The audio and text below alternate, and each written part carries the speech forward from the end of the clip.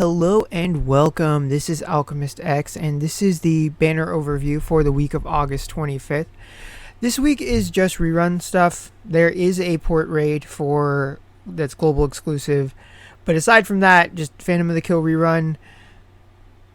Nothing really that new as far as banners, typical things that we've seen before. However, it's the last week for discount tickets, so I will be going over how best to burn through them.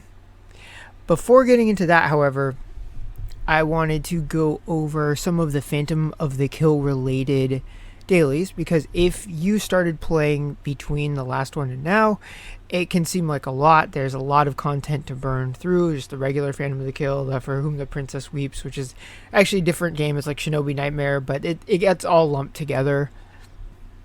Occasionally some of the other Gumi titles will get lumped into, but not in this case. In this case it's just PotK and the Shinobi Nightmare stuff.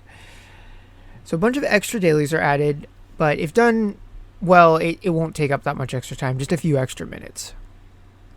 So for getting the Multiplay daily, this is the one that I like to do just because there is a small chance that a coffin will show up and drop 55 gold ingots. And then this can be exploited in single player using auto repeat, because auto repeat will always treat you as if you defeated every single enemy. Thus you can just farm Zeni. It's one of the best ways to farm Zeni in the entire game. So I definitely recommend doing that. If you have a map clearing unit, that can work pretty well because the speed of the clear matters. If not, just a group of missile units is plenty. Even being able to one-shot everything that comes up, usually you're looking at like 1 minute 20 seconds to 1 minute 30 seconds. And if you're like me and have 100 boxes, that's going to be about 7 to 9 runs per session. And doing so, that will be about a little more than 450 ingots per session. So if you're able to babysit your phone and just set it on auto repeat every 15 minutes, you can get hundreds of millions of Zeni, which, you know, if you're leveling up characters at the rate that I am, that Zeni goes pretty fast. So yeah, that's all I really have to say about the PotK stuff in addition to the banners. So let's go ahead and take a look at them. Okay, so here we are at the banners. So as far as paid summons go, the only one that I think is even worth mentioning is the one that's only going to be around for another 5 hours or so. So if you're catching this the day that it comes out, might be worth your while. Depends on 1, how much you like to spend, and 2, how much you care about Tiferet, Failnaught, Minerva, or Hercule. But if you like all of them equally, then it's definitely got some appeal. I don't think any of the others are particularly worthwhile. So for 3 steps for Tiferet, Failnaught, and then another for Hercule and Minerva, I don't think it's worthwhile unless you're stacking discount tickets to get to that selector for whatever reason, be it a transmutation or a gate. For Tiferet and Failnaught, they've got 9 steps this week, and I would expect to see 9 steps for some of the other units that haven't gotten them yet, including these 2, plus Cassius, Lysanot, Ragnarok, and then of course Solomon, assuming that they release her, which I'm expecting that to happen either next week or the week after. A lot of good units in that pool, so if the ones that you're waiting for haven't come yet, this session of PotK is running until September 14th, so I would expect to see them at some point.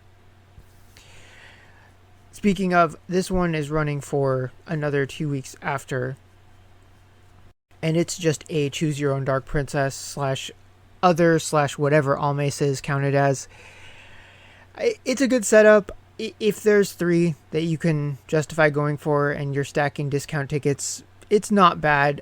I think that in general, most of the units in that selection have been power crept, but you can't argue with favorite units. So if units you really love are in this selection, then it's not a bad way to try and grab one of them.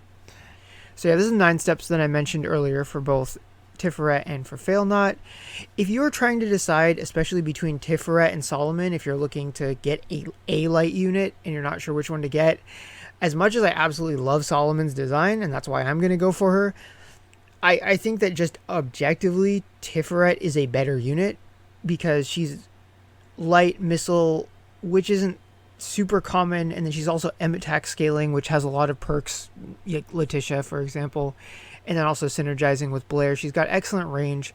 Her damage is good. It's not insane, but it is a really good ratio as far as her damage to how far away she can hit stuff, especially if you get her memento and you max limit break it.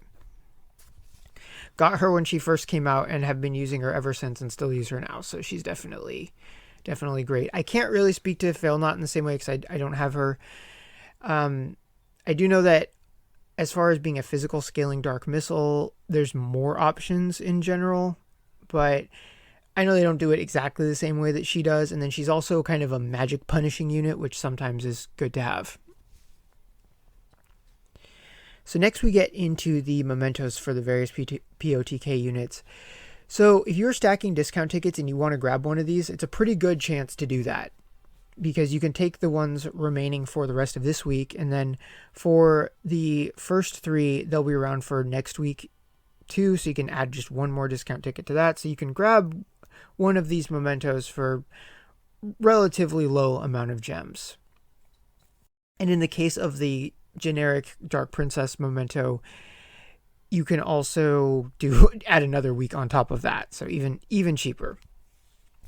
Then we got some old banners. I think they had some issues with taking down the Zofia one too early, and then they brought them back, so now the order is a little bit wonky. That threw me off one of the times I was recording. I was like, wait, where did the 5 steps go? But no, they didn't disappear. They are just underneath some of the older banners. So voucher banners are back. In the case of the voucher shop this time, each instance of the 5-star memento tickets is 2 tickets. So if you're like me and had 2 discount tickets to burn, I ended up getting 8 memento tickets. I only got some like max limit breaks of a couple mementos I was going for, and the rest was all vision coins. But overall, not a bad way to burn discount tickets, especially if you're memento hungry. I got Li Wang's memento from step 1 of this banner, so that was pretty cool, because that was at the top of my list as far as mementos that I wanted to get. Because yeah, if you're just looking to burn them, it's just the guarantees are all nice. Even if your luck is absolutely just like bottom of the barrel terrible, you'll still end up with a ton of vision coins. At the very least, grab yourself some reliefs. So yeah, that is it for the banners this week. So if you are summoning this week, I wish you good luck. And if you're still waiting for one of the various other PotK units, then we'll have to see what happens next week. All right, we'll see you all next time.